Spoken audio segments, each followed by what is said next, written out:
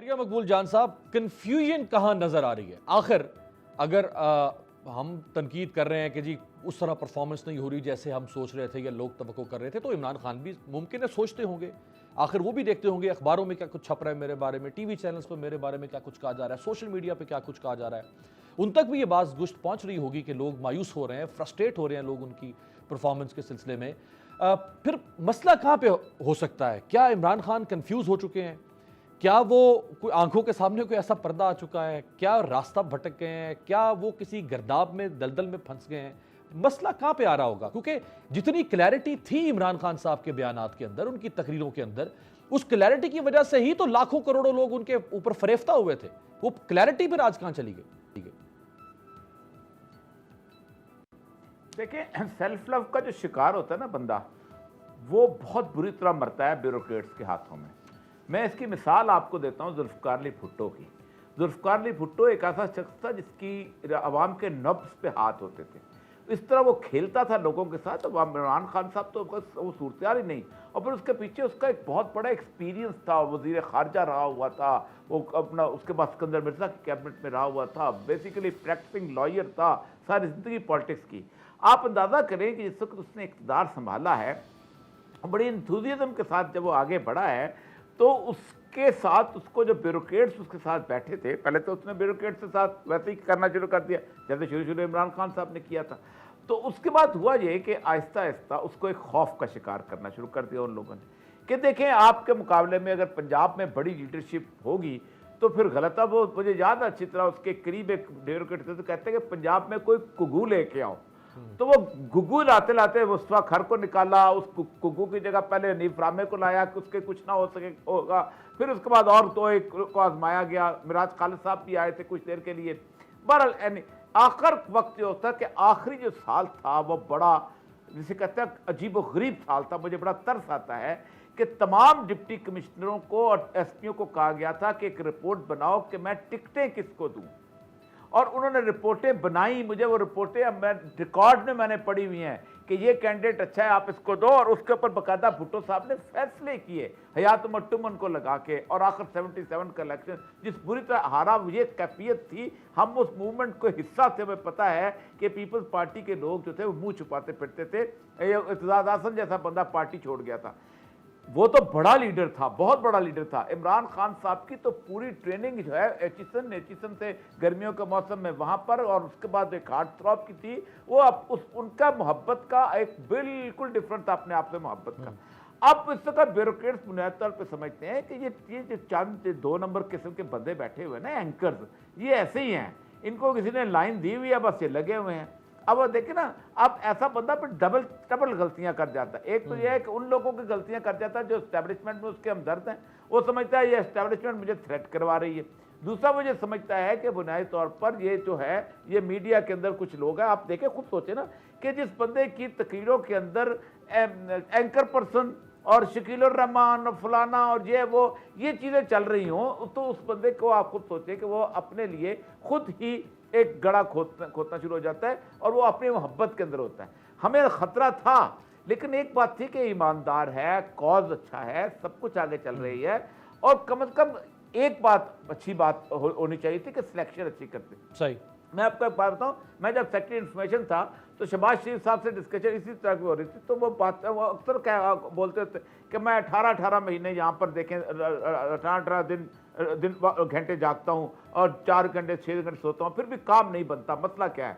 मैंने कहा आपको पता है कि अकबर बादशाह जो है वो एक बुनियादी तौर पर बड़ा पॉपुलर बादशाह था, बड़ा काम किया था। तो उसकी बुनियादी वजह यह थी कि उसने ये तस्लीम कर लिया था कि उसे कुछ नहीं आता।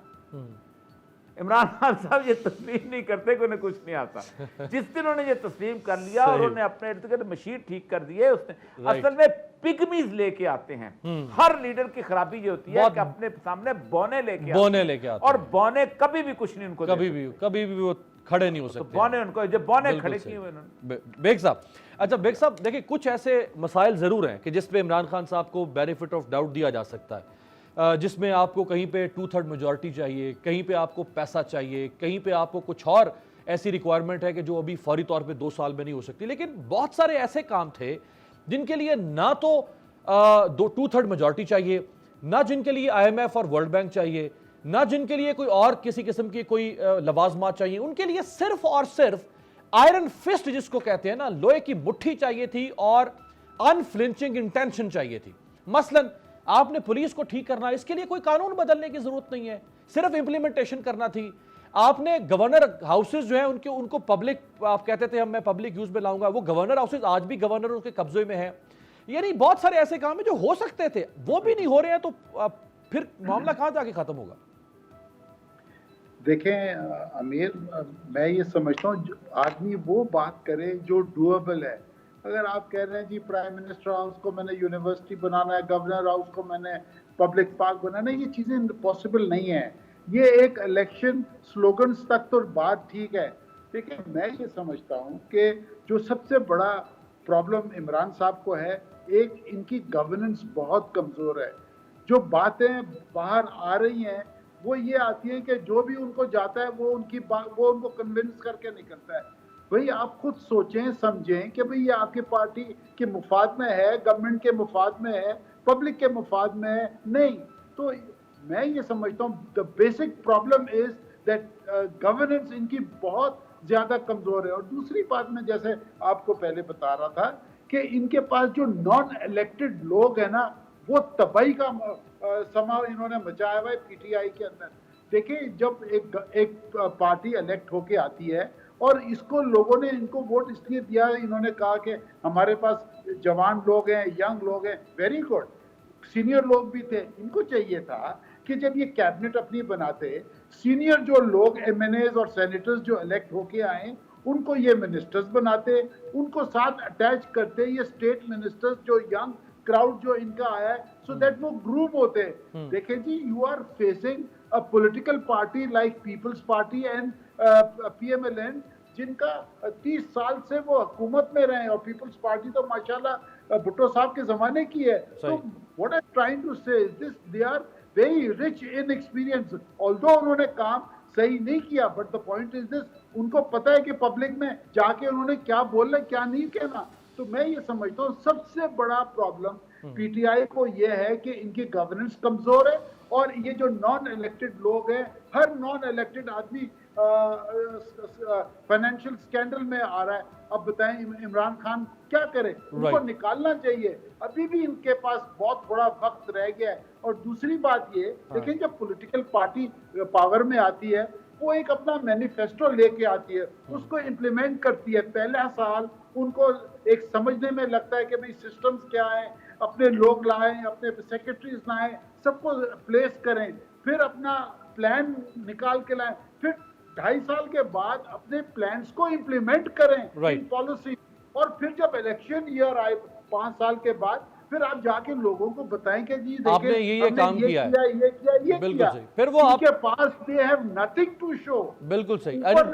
जो आपकी परफॉर्मेंस है 5 साल के बाद आके आप सेल करेंगे, लोग आपको दोबारा से री इलेक्ट कर लेंगे।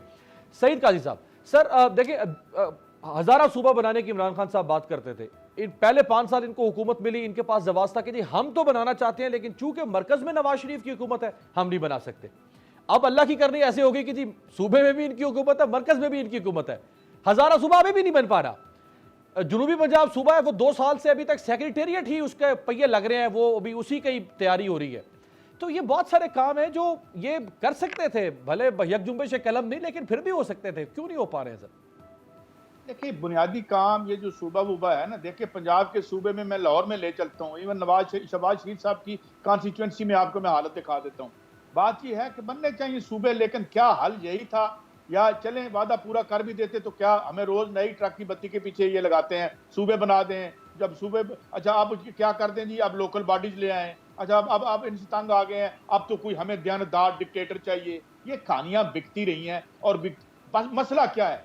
मसला ये है कि इस मुल्क की रियासत पे काबिज लोग हमारे टैक्सेस का पैसा हमारे ऊपर खर्च नहीं करना चाहते और नहीं करते। यहाँ पे पब्लिक पॉलिसी का कैप्चर है। आपके 80% आप 85% आप विद होल्डिंग टैक्स से आवाम से पैसे लेते हैं। अभी आपने 25 रुपए पेट्रोल की कीमत बढ़ाई है, वो आपने आवाम पे खर्च नहीं करना।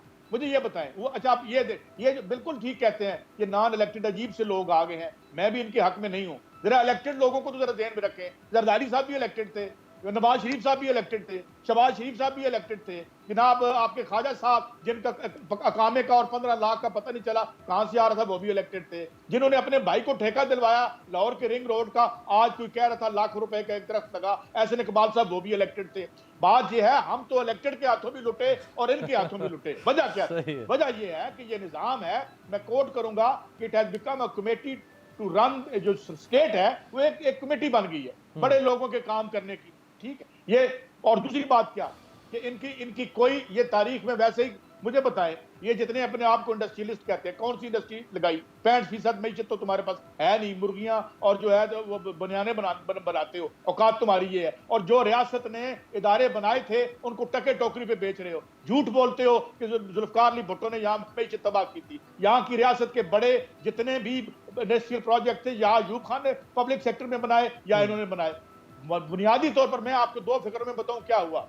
इमरान खान को 2 वारदातें हुई हैं उसके साथ। एक तो टिपिंग पॉइंट पे ले आया था इसहाक डार वारदात करके इसकी मैशत को, और जाते जाते उसने एक और वारदात की। उसने कहा यहाँ चल ही काले धन पे रहा था सब कुछ, काले धन को लीगलाइज कर गया था 92 का कानून बना के। वो उसने किया क्या? उसने कहा भाई आपकी अगर आप फाइलर नहीं है तो आप जमीन नहीं खरीद सकते, गाड़ी नहीं खरीद सकते। जो थोड़ी बहुत इकोनॉमिक एक्टिविटी थी लार्ज स्केल मैन्युफैक्चरिंग में, वो बंद करवा गया। आपको पता नहीं वो कितना बड़ा फ्रॉड था। उसके बाद उसने वो मैं उसकी बाकी चीजों पे नहीं जाना चाहता। इन्होंने आके कहा फौरन आते सारी इकोनॉमिक एक्टिविटी जो बुनियादी तौर पर बेस कर रही थी काले धन पे, क्योंकि इन्होंने काले धन के अलावा कोई काम नहीं किया था पिछली गवर्नमेंट ने। इन्होंने जो 92 का एक्ट बनाया था, protection of economic reform act, वो खोल के देखें, वो हवाले को रिप्लेस करता है। दूसरी वारदात उसने क्या की? उसने कहा कि जी 5 साल से पहले आप पूछ ही नहीं सकते, गोया 5 साल हुकूमत करो, लुटो खाओ, जो 2-3 साल गुजारो, उसके बाद आप अदालत भी नहीं पूछ सकते। तो ये सारी चीजें आई, उसके बाद ये लोग आ गए। इनका ख्याल था कि असद उमर जो है बहुत बड़े इकोनॉमिक विजिट हैं, या डॉक्टर इशरत हुसैन, ये जो माजी के मज़ार हैं, ये जो ऑक्सफोर्ड और वहां जो सिलेबस रट के आए थे, इनका हशर देखो अमेरिका में आज जो हो रहा है। 1 करोड़ 20 लाख बंदे मर चुके हैं, जिसके बारे में वो कहते हैं कि इनके निजाम की वजह से 90% बंदे मरे हैं। ये मैं नहीं कहता, ये रॉबर्ट राइट कहता है, जो 3 एडमिनिस्ट्रेशन में रहा है और हार्वर्ड में पढ़ाता है। वो कहता है कि इन्होंने मार दिया, इनके निजाम ने मार दिया। ये तो इन तोतों से जान छुड़ाएं। ये जो बड़ी बड़ी लंबी डिग्रियां लाइन लगा के आ जाते हैं ना कि IMF में नौकरी मिल जाए, वर्ल्ड बैंक में नौकरी मिल जाए, ये है हमें मरवाने वाले।